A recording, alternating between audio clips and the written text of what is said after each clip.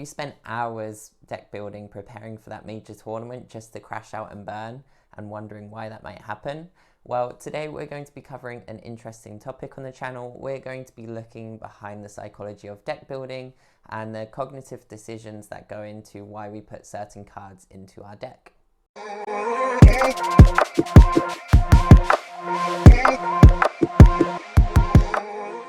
Welcome back to TCG Psychology, the channel where we turn psychological insights into competitive advantages. And today we're going to be covering that topic of deck building.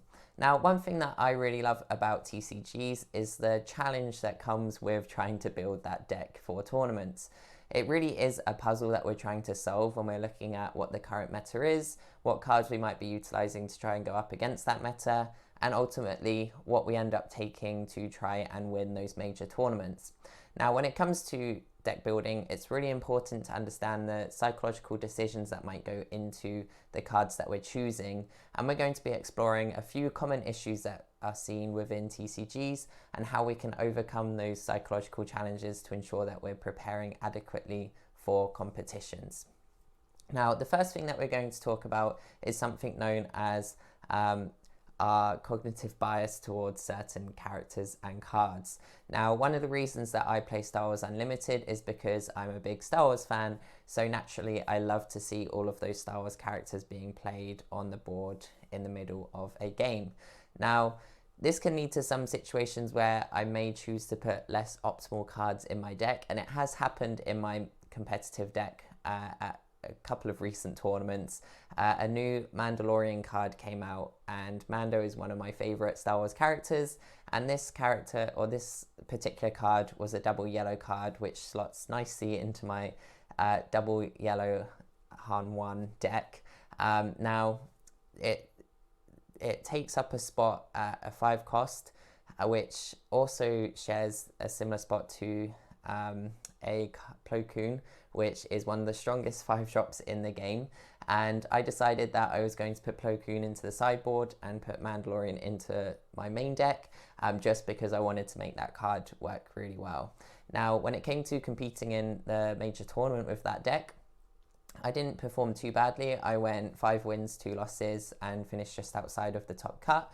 But actually, during the day, the Mandalorian card didn't do an awful lot for me. So if I had decided to main deck the Plo Koon card, never know, maybe I would have ended up making it into top cut that day. Now, the reason that this can happen with our favorite cards is because we have a bias towards characters that we like or cards that we like.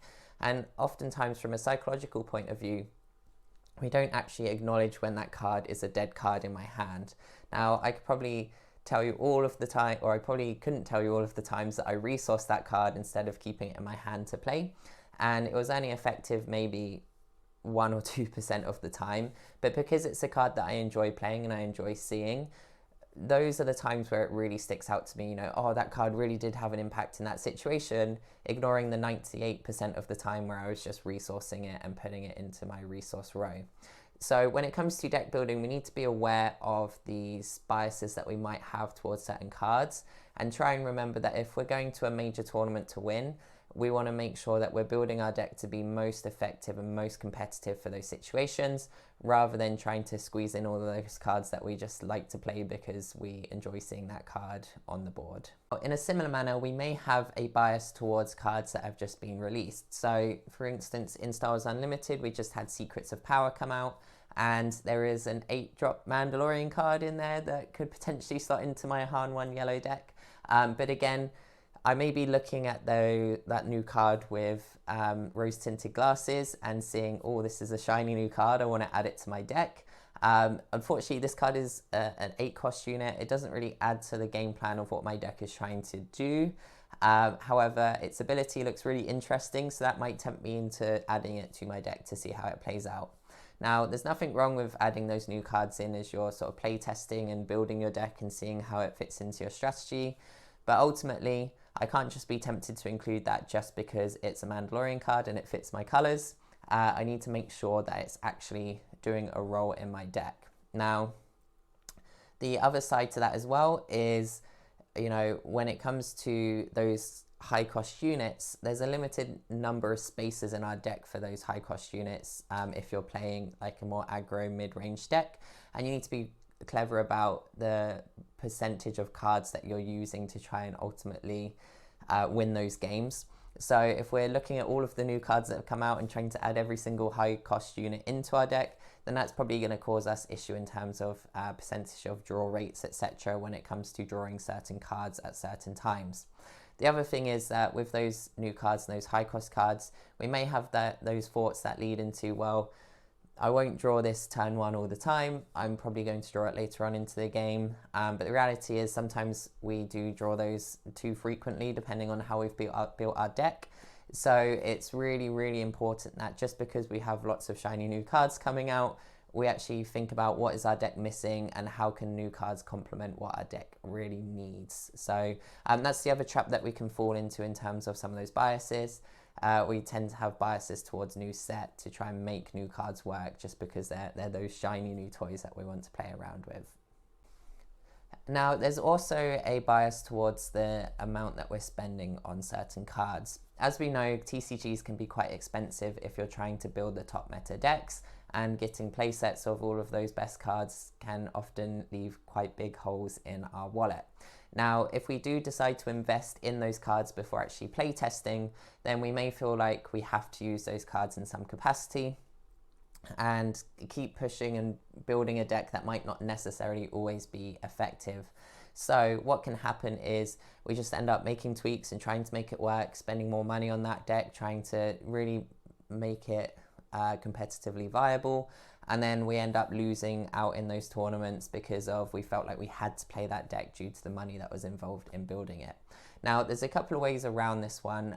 First of all, my recommendation would be not to invest in those cards until you've sort of play tested that deck and know that it works and you sort of see some of those percentages. So you can often use proxies if you are able to convince your local play group to allow you to use proxies within your deck at your weekly plays. That can be a low cost way of testing out the deck to see how it works. You can also play test against friends using proxies. That way you can sort of get a feeling of whether that deck's actually going to be viable or not before that you then go and sink the money into it. The other side of it as well is you ultimately lose out on a little bit of money, but if you have invested money into those cards, sometimes it's a case of accepting our losses when we need to and then looking at reselling them to try and get some of the money back as well. So you can always look at that, or trading into cards for a different deck that you're going to end up playing at those tournaments as well. So yeah, sometimes when it comes to building those decks, we see the money that's involved in what we're spending on them, and that can often push us into continuing to go down that deck building route of that particular deck. But do make sure to play test and make sure that that deck is viable before you go ahead and invest some of the money into actually building that deck itself. Okay, so how can we use psychology to help us with this deck building process then? Well, there's a few suggestions that I have in order for us to be more effective in the way that we're building our decks.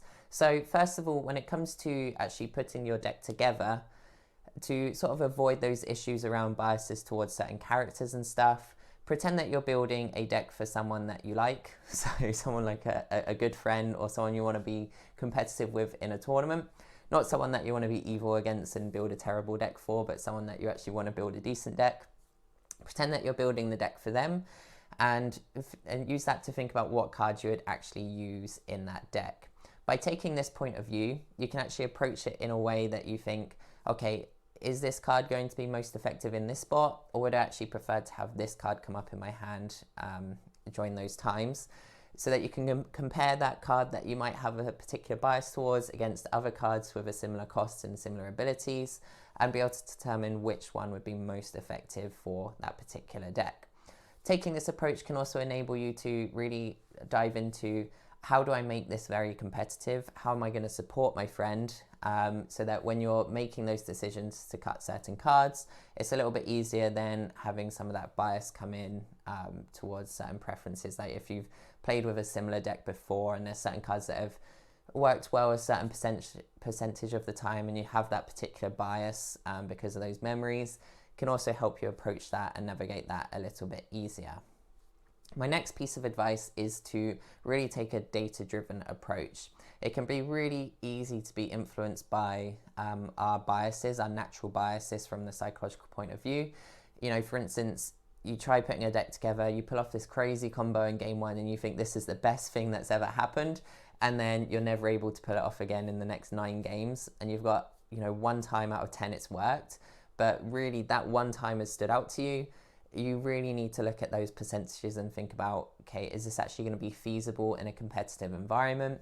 Are these percentages enough for me to justify going down this route, or do I need to swap out these cards or this card for a different card to actually help me be more consistent and more successful in those weekly play sessions, so that ultimately when you're leading up into the tournament, you can actually see how effective adding those cards or using those cards has been, and really looking at those numbers to determine, is it effective or is it not? So taking that data-driven approach, figuring out how often you're resourcing certain cards, etc. So a good way to do that is to take notes during your weekly play sessions on when you're maybe testing a new card, determining how often you're resourcing it compared to actually using it, or how often it stays dead in your hand compared to actually playing it, and then using that information to determine how you're going to approach the deck building moving forward. And finally, my last piece of advice is to take a break from time to time after going through a play session. Now, when it comes to testing out new decks and trying to figure out what changes you need to make, how you're going to adapt it to suit your play style, you can often go through long sessions of play testing. You know, if you're going to a weekly play, 4 to 5 rounds, if there's a lot of attendance, that can be a long time to be really focused in on trying to determine which cards are working and which cards aren't. So sometimes it's good to just take a break, put that deck away for a day or 2, let yourself just not be overly focused on what you're trying to achieve with that deck, and then come back to it and you're able to go with a fresh set of eyes to determine how you're going to make those changes. So don't be afraid to take a couple of days if you need to sort of relax and reset, and then go back in and see what changes you want to make to that deck as well. Thank you so much again for watching today. I hope you found this video useful. If you know someone who could use some help with the psychological side of deck building, feel free to share this video with them. In the comment section below, make sure to comment on some of the psychological challenges that you have when it comes to deck building. Make sure to like and subscribe so you can see when future videos are uploaded. And until next time, make sure you win the mind game meta.